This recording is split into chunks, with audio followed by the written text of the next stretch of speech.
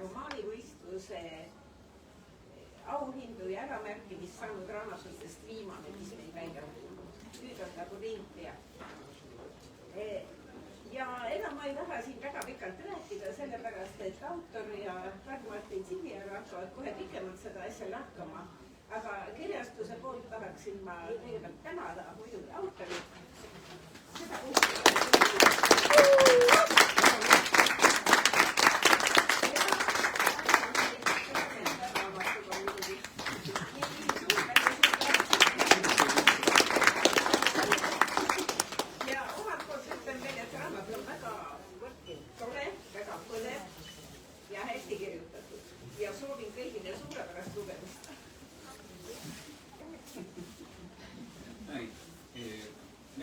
võtma need makrofonid kätte või ei võta. Mikrofonid ikka. Makrofon on see, mis teeb lärmi väikeseks. Mikrofon on see, mis teeb väikse hääle suureks. Kas me peame kuskile vaja? 1. 2, 3. Tuli välja. Midagi tuli. See meenutab seda Mart Juure vana nalja, et Mari-Liisil tuli mineva nädal uus singel välja. Sel nädalal näeb Mari-Liis suurt vaeva, et singel tagasi toppida. Loodan, et meil nii hullusti ei lähe. No ma loodan ka, et seda raamatut ei tule kuskile tagasi toppida, vaid ikka edasi toppida. Nii teiedele, kes te olete siia tulnud, kui kõigile nendele, kes ei ole tulnud siia, aga selle raamatuga lähema ja kaugema aja jooksul ühenduse leiavad. Nii et küllap midagi juba välja tuleb kogu sellest sissetulekust. Millest ei tasu. Aga üsna keerulik pihta hakata tos mõttes, et paraku ma ei ole siin päris selline erapoolik inimene.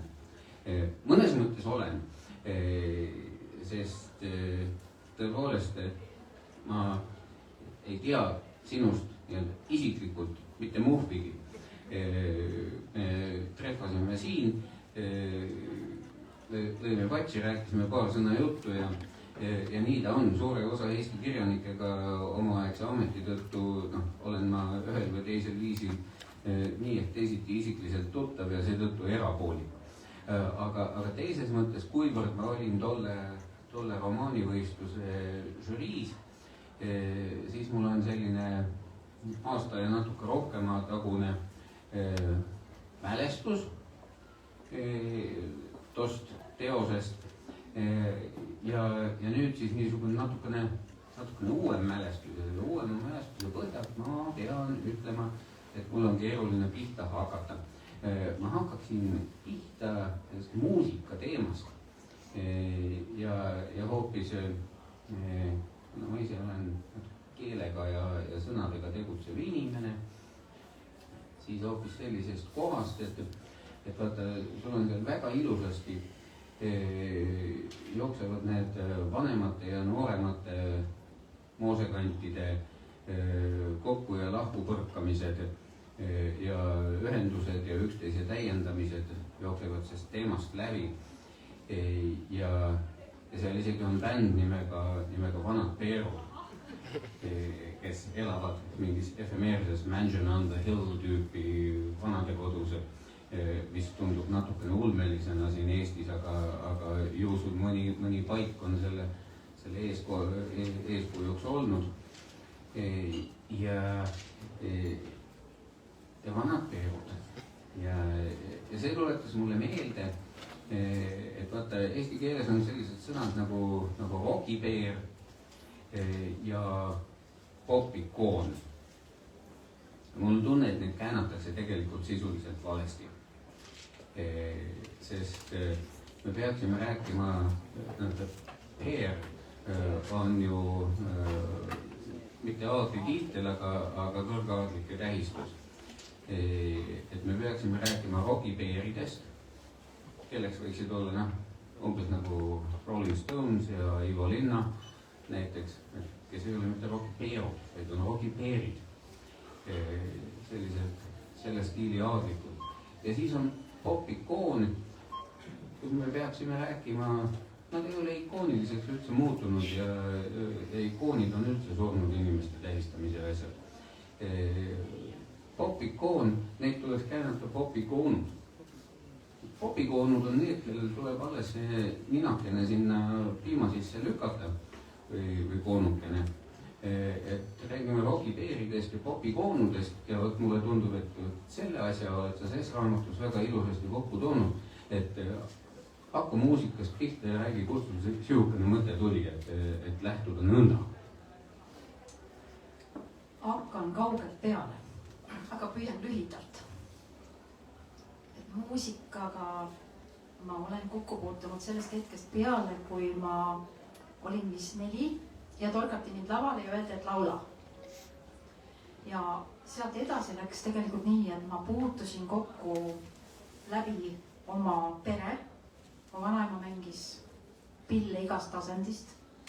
Mu isa mängis orkestris, mu ema laulis kooris ja mina olen ka väikesest kohast pärit ja seal oli neid selliseid kollektiive, selliseid väikeseid vanupeere, päris mitmeid erinevaid.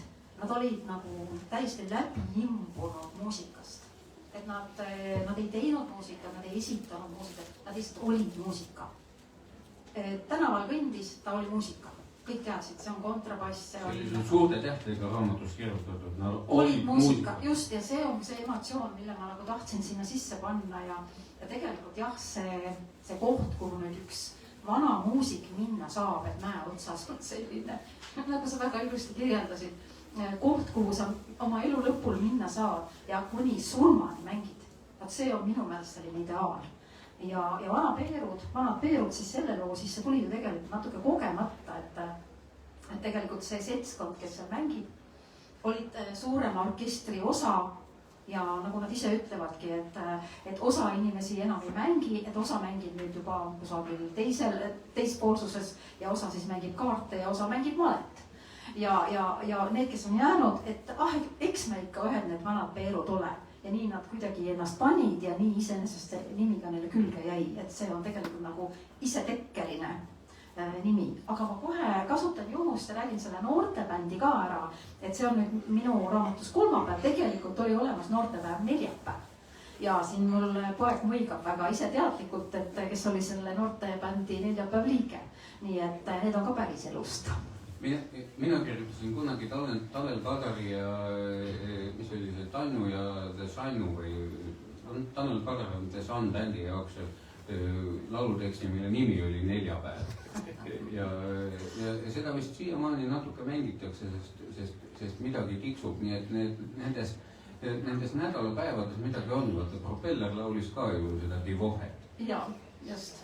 Et seal oli täpselt seesama, et selle päeval pandi bänd kokku ja mis sa siin ikka Pika nimega seda nimetad, et kolmapäeval pandi kokku ja nii ongi kolmapäev asi tehtud. No näe, siit said mitmed asjad selgemaks ja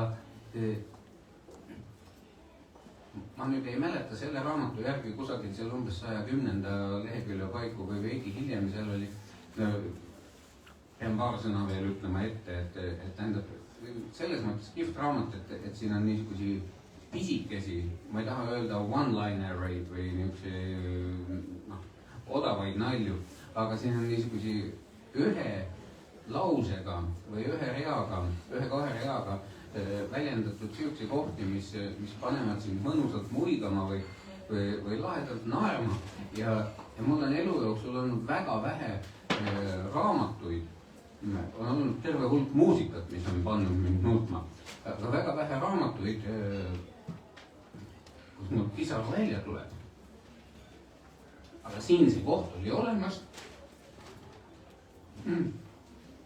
Tahab tagasigi tulla ja see oli just see nüüd perfektselt, väikeselt, kompaktselt kirjutatud paik, vaata, kus need vanade ja noorte bändi esimest korda kokku saevad. Ja sa suutsid selle kirjeldada kuidagi niivõrd ägedalt ja niivõrd lühidalt, et see mõjus nagu luuletus. Ise luuletaja ja ma ei oska head proosat kuidagi pidi hästi paika panna, eks. Ja see tegi silma märgaks. et kas tuleb sulle endale üldse see koht raamatust meelde ja on sellel mingit tausta? Mingit konkreetsemat tausta me juba kuulsime suuremat. Ma olen hästi palju oma elu jooksul pannud kokku erinevad generatsiooni. Täiesti selliselt, et on väga vanad ja on väga noored inimesed. Ja me oleme mänginud erinevaid tükke niimoodi, et meil on väga vanad ja väga noored. Ja seal kuidagi tekib mingisugune uus fluidum, et ma tõssin nüüd selle küll üle sellisesse muusika konteksti, aga ma olen ise kogenud seda teatrilaval või mingitel teistel hetkedel, kui me oleme teinud põlvkondade ülest projekti, siis see tekib mingi täiesti uus fluidum, kuidas kaks energiat kokku saavad ja minu meelest see on lihtsalt ilus. Aga lähen siit natukene teisele teemale, et seal ütleme, ma mäletan ka seda esimest muljet, kui ma lugesin seda käsikirja. Eks seda on ka natukene vast kohendit hiljem niimoodi, et ma vaatasin, et jube kihvt, et ei ole äge, et peaks pojale näitama, kurat peaks emale näitama, kurat peaksite ise edasi lugema. Ja samas oli see tunne, et sa paiskad hästi palju ja sa mainid seal seebioopereid ka seal hulgas, et sa paiskad heas mõttes seebiooperlikult palju tegelasi ja nende suhete ristumisi, kustumisi ja kõike seda lavale. Kuivõrd siiski tegemist on ka põnevikuga, mitte vaid suhteromaaniga, kaugeltki mitte seebiooperiga, siis siin tuleb rääkida niimoodi, et ei tee mingit spoilerit, et ma ei saa teile öelda, kes kellega kokku saavad, seda te saate nii kohe aru ja kuivõrd ma ei tea, kas sellele raamatule järgneb veel 2, 4 või 8 järge, siis veel vähem saan ma ennustada, kes kellega kokku jäävad. Et järgi järgneb, seda ma julgeksin prognoosida, aga see on mu isiklik arvamus. Aga jah, et alguses oli mul tunne, et see paneb nagu hästi palju korraga lavale. Et kas see ongi selleks, et seal oleks tulevikuks palju võtta või see ongi selleks, et teatavat moodi lugeja saaks oma nii-öelda selle heas mõttes seebiooperliku efekti kätte. Ma natuke naeran selle peale, aga et miks mul on palju tegelasi eri nurga pealt? Minu meelest saab niimoodi ühe väikelinna biidi kõige paremini. Et mul jookseb alati selline, kuidas ma ütlen seda siis, kompositsiooniline nagu selline muusika teos silmade ees, et ma noote kirjutada ei oska, siis kasutan sõnu nii vähe kui saab. Aga jah, et selles mõttes ma nagu komponeerin mingil moel ja ühe rea peal on siis ühed tegelased, teise rea peal ja minu meelest saab nagu kokku selline hea muusikateos, kui kõik on igal ühel nagu oma rida. Et mul on peas kogu aeg nagu mitu noodirida ja siis, kui ma nüüd sain enam-vähem arusaadava vastuse anda. Seal on tegelikult palju tüüpe, kelle ridadest saabki midagi edasi teha. Et ma ei tea, 40 aastat tagasi oli kusagil Noorte Hääles või mis iganes see ajaleht võis tol ajal olla, oli see mingi rubriik, võib-olla oli hoopis Sirka Vasar. Ei, ma mäleta, aga mäletan, et rubriigi pealkirja, et mis on valmis teoksil kavas. Mis on valmis, see on nüüd näha, aga see teoksil kavas, sellele sa võiksid ju vastata. See on nüüd hästi hea selles mõttes küsimus, ma olen ise endale seda nagu esitanud, et teoksil kavas on nüüd nii, et kui ma võtan ainult teksti, kuna ma olen inimene, kes pidevalt mitmel rindel tegutseb teatris ja on veel üks selline hullumeelne projekt. Mul on kalduvus hüpata aeg-ajalt hullus, täiesti tundmatus kohas vette ja on üks muusikalibretto, väga pikalt ei räägikski sellest praegu, aga mis mul töölaual on, tegelikult on küll üks uus lugu. See, mis tuleb nüüd sealt kõrgematest sfääridest, panen kirja, et tegelikult ma ei välista, et väikelinna tagasi lähen ühel hetkel ja nendele tegelastele annan siis jätkuloo, ma ei välista seda. Hetkel on üks teine asi, mis sinna vahele pusib. Kus sa praegu üldse ise elad? Ma elan praegu Sitsimäel. See on nüüd Sitsivabriku ehitus paistab minu aknast, nii et vanasti me nimetasime seda Sitsi külaks. Ja natukene külaelalik, kuna ma elan majas, mis on täpselt 100 aastat vana, seal on mitu ahju, koer ja kass ja ongi niisugune maaelu.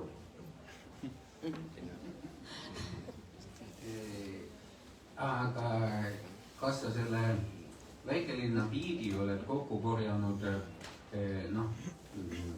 see võib-olla läheb natukene, ma ei tea, kirjanduslikus mõttes intiimseks, aga et kas oled selle pannud kokku mingisuguse endale olulise konkreetse koha pealt või sa oled korjanud elukogemust siit ja sealt ja siiski ehitanud mingi sellise täitsa oma paiga, millega sa sisuliselt võid tulevikus ette võtta, mida iganes kirjanik tahab. Täpselt nii, et see viimane on õige. Et tegelikult ma olen pärit väikesest kohast, et kui minu pere saab hästi aru, kui ma ütlen, et ma olen pärit Rakkenimetsest pommiaugust, naersaalist, ühesõnaga, see on meie omavaheline perenali. Aga et ma olen et sellises väikeses kohas elades ja olles selline tohutu aktiivne laps, kes laulis ja lasi püssi ja jooksis ja tantsis, siis loomulikult viis elu kogu aeg väikelinnadesse ja seal ümberringi oli neid väga palju, et Paide ja Jõgeva ja Järva-Jaani ja Väike-Maarja ja Rakvere ja kõik. Et ühesõnaga, et see komplekt nendest väikelinnadest ja võib-olla need detailid, et mõnes oli siis selline uus kultuurimaja ja mõnes oli siis, ma ei tea, jõgi või midagi muud, et selles mõttes, et just, et mu peas on tegelikult jah, see linn olemas, aga päriselt seda ei ole. Ma olen ikka mõelnud natukene toda asja, et ma ei tea, minu pea on natukene teistmoodi, sest ma ei ole väikelinnades väga palju, kindlasti mitte elanud, käinud, ma arvan enam-vähem kõikides, aga need on sellised ikkagi elu mõttes suhteliselt põgusad välgatused, et pikemalt olen elanud tegelikult ju ainult Tallinnas ja 9 aastat Tartus. Ja siis paari nädala või hääl juhul paari kuu kaupa kusagil muu ilmas. Et mul on kogu aeg olnud selline tunne, et tegelikult et Eesti on tos mõttes ikkagi üks tervik. Et objektiivselt sa saad, isegi kui sa elad Setumaal, sa jõuad sealt autoga näiteks 3,5 tunniga Tallinna, kui sa liiga pikki pisipeatusi ei tee vahepeal või liiga rämedaid lõunaid. Et suurte riikide mõttes me oleme väga üks, aga siinkohal vaadates, aga siin me võime minna juba ükskõik kuhu, jah, et meil on siin erinevad kandid, meil on erinevad linnad, igasugused kohalikud identiteedid on hästi olulised, aga neid identiteete võib tegelikult taandada ükskõik kuhu, eks ole, ühte linnaossa, mäletame neid raamatuid, kus juba Tartu supilinnaski erinevate tänavate poistel olid erinevad kambad, kõik suutsid omavahel kaklema minna. Ja jõuame välja perevägivallani, ühe pere sees jõutakse kaklema minna, kui soovitakse ja jõuame välja sinna, et kui sealt puhta üksi ja vaatame enesetappude statistikat, siis isegi ühe inimese sees suudetakse omavahel kaklema minna ja keegi ei võida, kõik surevad. Puhast kuradi Hamlet. Nii et mis ma tahtsin küsida, oligi see, et mulle tundub Eesti põhimõtteliselt ikkagi niisuguse üsna ühtse asjana ja sina vaatad seda mitmete väikelinnade kokku pandud asjana või väikeste kantide kokku pandud tervikuna.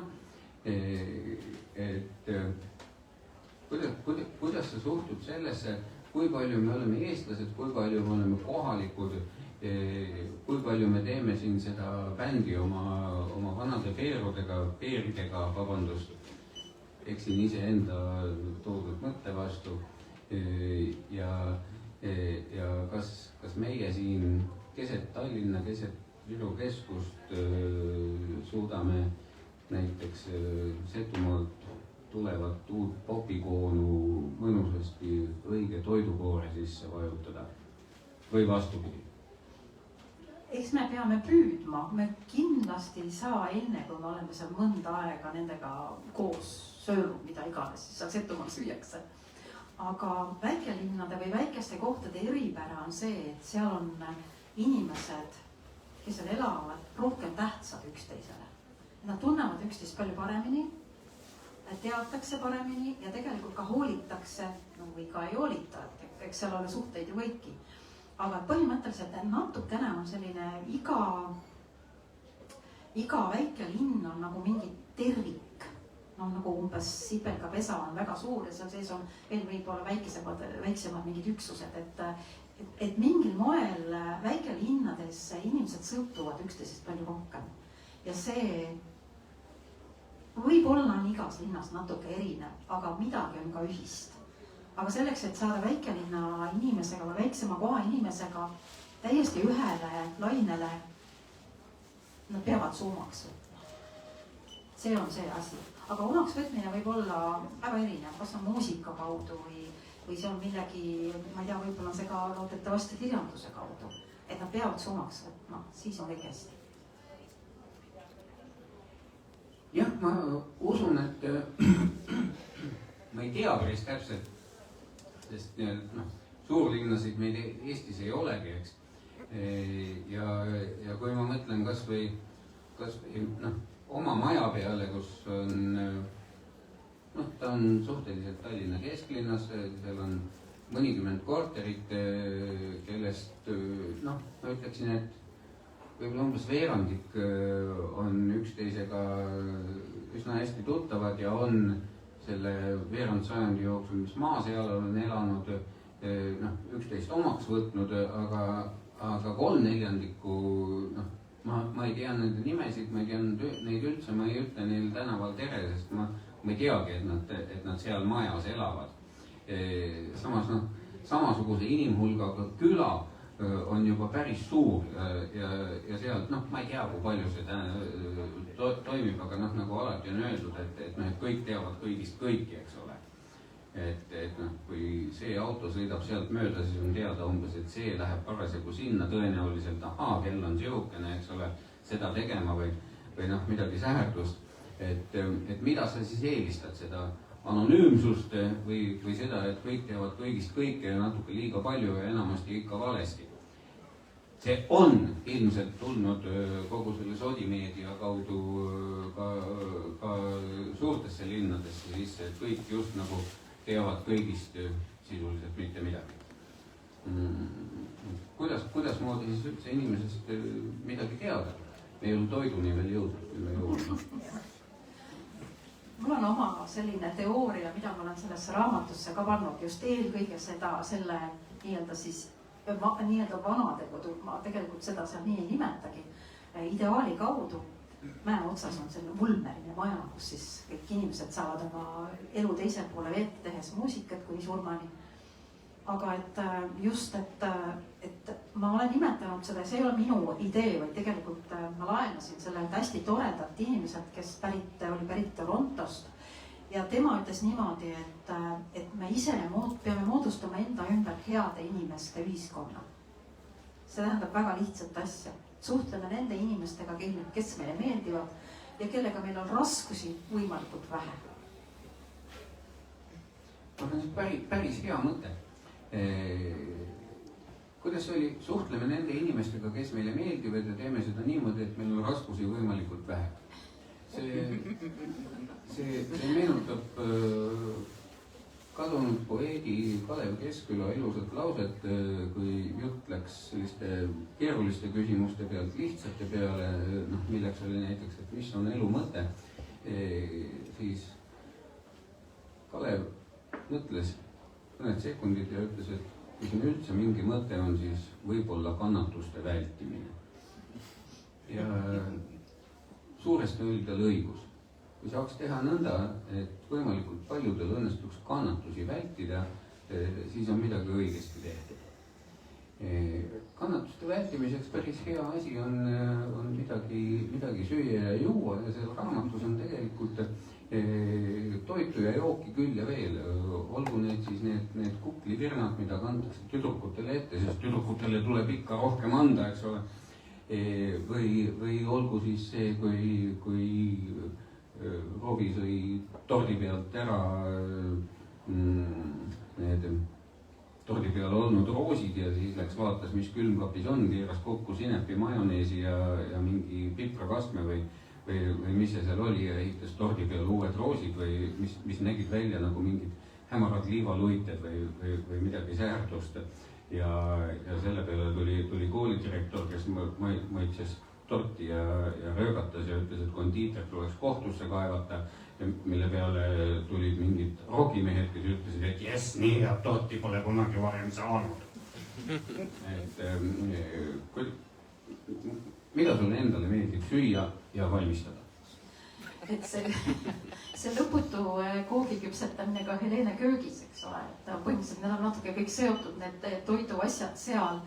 Et kuna ma ise olen see inimene, kes on 25 aastat sisse ja välja jalutanud noori inimesi, kes teevad kino ja teatrit ja mida kõike veel ja kes on kogu aeg pidevalt sisse välja jalutanud, siis meil oli kodus selline, et meil on ukse peale tulles, ütlesid noored juba, siin on tunda legendaarse koogilõhna. Ja see komme pidevalt midagi teha ja küpsetada oli siis see aeg oli väga tihe.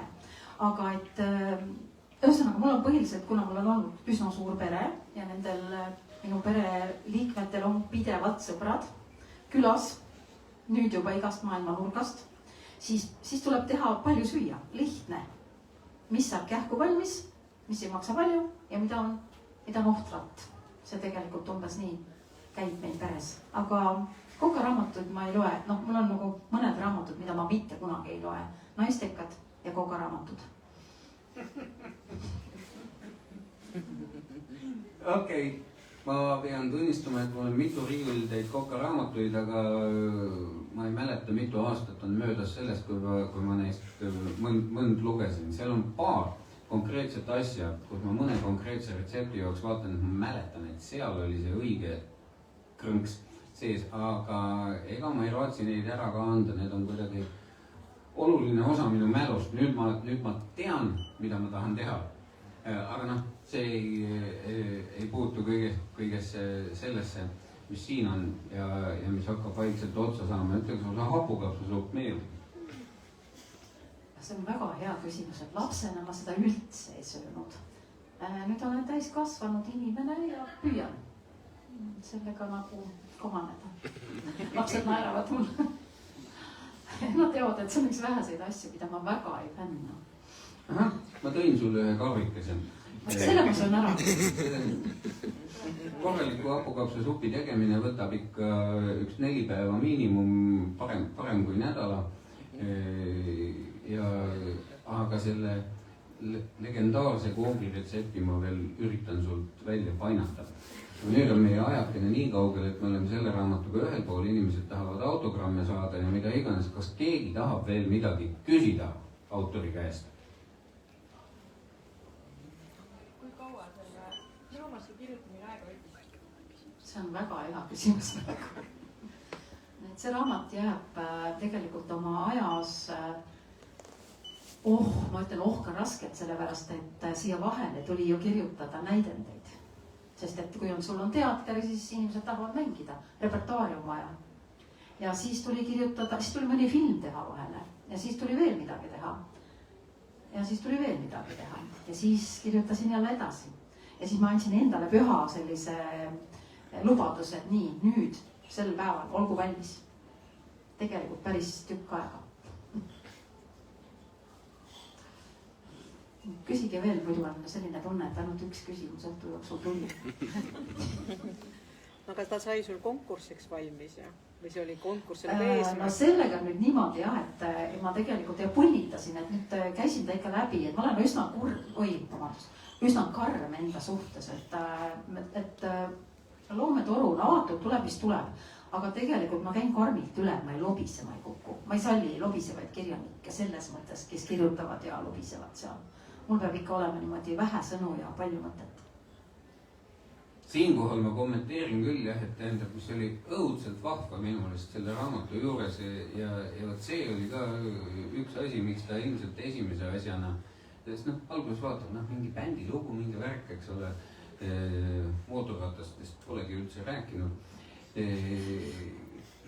Ja siis hakkad aru saama, et kui ägedalt on nagu igasugune lora maha tõmmatud ja jäetud alles oluline, et see ei ole sul mingisugune Proust või mingi niisugune sõnaohter värk või mingi minu hullumeelne luule, eks ole, kui ma valan seda pikemalt. Ja samas see ei ole ka haiku või niisugune üliminimalistlik asi, ta on täiesti korralikult tehtud lugu, aga siin lihtsalt ei ole üleliigset. Ja see nagu tekitas kohe nagu respekti ja soovi edasi lugeda. Ja see mulje jääb uuel ülelugemisel ka täiesti alles. Et siin on vajalik on vähesega edasi antud, aga seda ei ole tõmmatud nii maha, et sa ei saaks aru, kellest, kellega ja millest sa räägid. Ütleksin, et see on midagi sellist, mida ka paljud tunnustatud ja pikaaegse kogemusega kirjanikud ei ole suutnud ja võib-olla kunagi ei suudagi saavutada. Et mingi niisugune loomulik tasakaalu leidmine nappuse ja, ei taha öelda täiuslikkuse, aga nappuse ja täidluse vahel. See on nagu äge. See on nagu seal need tüdrukud, kes on napid, kes on täidlased ja kes on natukene ühte teistmoodi, aga komplekt läheb ägedaks kokku. Või nagu need poisid, kes igaüks on natuke pidi napakas. Igaühel on mingid omad hädad, aga kurat võtaks nii ongi. Et see kõik kokku kõlab loomulikult. Jaa, see teksti selline, et sõnu kasutada väga nagu, kuidas ma ütlen, et iga sõnal on nagu kaal. Et see on võib-olla tuleb sellest ka, et kuna ma olen hästi pikki aastaid tegutsenud nagu sellises visuaalmaailmas, et need videomaailma värk ja need märgisüsteemid ja teater, et seal ka, et kui see ikka näitleja laval lobisema kukub, et see on ikka õudne asi. Et põhimõtteliselt, et mulle meeldib see, kui kõik need muud asjad ka töötavad ja eks ma püüdsin sellesse, eks ta tuli ise, sellest teksti ka niimoodi panna, et need sõnad ei olnud ainukesed tähtsad, vaid ka see kõik muu, et see õhustik ja see, ma väga loodan, et see õhustik on mõnus, et mulle endale meeldivad raamatud, kus on mõnus õhustik. Ma loodan, et selles on. Küsige veel midagi. Ma lugesin siit teie teiste teoste kohta. Siin on öeldud, et on animaseriaalid ja ühe pealkiri on Raudam, miks sa laulad? Ja siis on näide Raudami vaim. Mida see Raudam tähendab? Raudam on üks väga oluline ja mul on praegu rõõm öelda, et siin on ka Raudami esindaja kohal, on isegi mitu vist lausa. Tähendab, Raudam on üks ülioluline asi minu elus. See on Tallinna linna kõige vanem segakoor. Mis siis tähendab segakoor? Et mehed laulavad ja naised segavad. Vastupidi. Mulle meeldis niipidi. Mehed laulavad ja naised segavad. Ühesõnaga, see on Tallinna linna vanim segakoor ja selle 100. aastaga kujutate ette, mingi kollektiiv laulab 100 aastat järjest. Sõja ajal ka laulis. Ja siis ka, kui need kivid peale kaela kukkusid siin Tallinnas. Ühesõnaga laulsid, on ju. Ja siis ma tegin, kui said 100 täis, ma tegin dokfilmi, see oli ka täis Mats tund ja 20 minutit ja siis kaevasin nende, siis ma võin tänase õhtu ära täita, ma pikalt ei räägi. aga Raudoni vaim on üks näide, et see oli see materjal, mis üle jäi. Sellest tuli üks humoorikas lugu. Hästi lühidalt proovin. Nüüd läks tuled. Üks küsimus selle raamatu kujunduse kohta. Sellepärast, et no, raamatutel on tavaliselt tekst niimoodi, et mõlemalt poolt on ta sirgelt. Aga siin on niimoodi, et vasakäär on sirge, parem sinka-sonka. Tundub nagu väga sageli on ühe rea peal ainult üks lause. Mõnikord on nagu rohkem teksti koos, kui on kellegi repliigiga tegemist, ei ole mitte ühtegi lõigu vahel.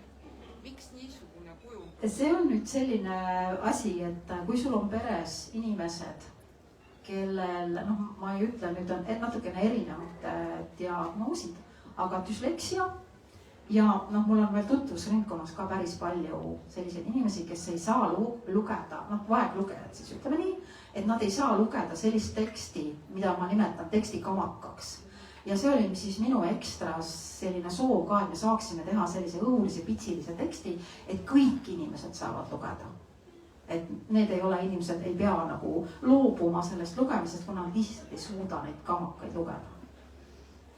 Ma pean küll siinkohal ütlema, et olles lugenud ja ka natukene kirjutanud igasuguseid kamakaid ja hõrekaid ja pisiasju ja mida iganes, siis mul oli seda raamatut äärmiselt mugav lugeda ka küljenduslikus mõttes. Jah, mul mõnikord tekkisid küsimused, aga lugu läks nii hästi, et mingi küljenduslik küsimus oli näiteks tunduvalt väiksem, kui sa oled 10 aastat lugenud e-raamatuid näiteks oma telefoni ekraanilt, kus sa muudad teksti suurust vastavalt sellele, kas sa oled võppuvas bussis või mingis hämaras paigas, siis need väikesed asjakesed seal ei häirinud üldse, pigem aitasid. Ma kindlasti ei ole kuskilt otsast düslektik, muidu ma ei saaks ju teha seda, mida ma teen. Ja ilmselt ei ole ka düsgraaf, kuigi grammatikast tean suhteliselt vähe. Pole vaja olnud, ma mõistan seda tarvitada. Ja jah, ma saan teie küsimusest aru, armas proua. Ja saan aru, et seal oli kohti küll, mis tundusid harjumatuna, ütleme sellise keskmise Eesti raamatukujunduse puhul. Mulle tundub keskmise raamatukujunduse puhul tihtigi tunduvalt harjumatum see, kuidas paberi pealt hoitakse kokku ja tehakse tekst liiga pisikeseks, nii et ma pean tavalist raamatut lugema nii, et ma tõstan need prillid ära, eks ole, ja panen selle kuradi asjakese ette, mis on väga tore ja mida ma üldjuhul, vanuse lisanduses kasutan teist rohkem, olen kasutanud põhiliselt selleks, et ikka toiduainete pealt lugeda seda imepisikest kirja, et mida ma nüüd praegu ostan või mitte. Aga üha enam on neid raamatuid, mille puhul tuleb see asjake abiks võtta. Ealised iseärasused on kindlasti siinkohal samuti omal kohal, aga mul on tunne, et tihtigi üritatakse lihtsuda liiga palju teksti just selleks kamakaks.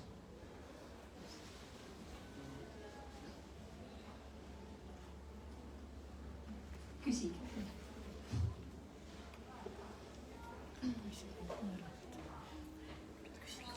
Eesti esitluse kohta on isegi palju küsimusi.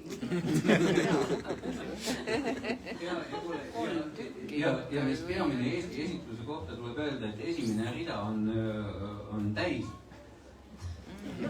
Sest enamasti eestlased kogunevad kõik sinna taha otsa. Et igatahes, kui keegi ei taha kiiresti meist küsida, siis ma arvan, et me võime tõmmata otsad kokku või peita nemad vette või ei, lihtsalt neid anda me ei saa. Mina küsin, kas etendus ka tuleb raamatu põhjal? selle raamatu. Vau. et no vau. seriaali saaks teha. ja kui ma saaksin sellised kinomehed, kes päriselt asjast aru saaks. kasulapsed on sul siin. ja just nende peale ma mõtlesin just praegu. ja sest need, kes praegu filme teevad, nende kätte ma ei annaks. kõik said jälle aru. mina ei saanud, aga ma ei ole kinoväljas.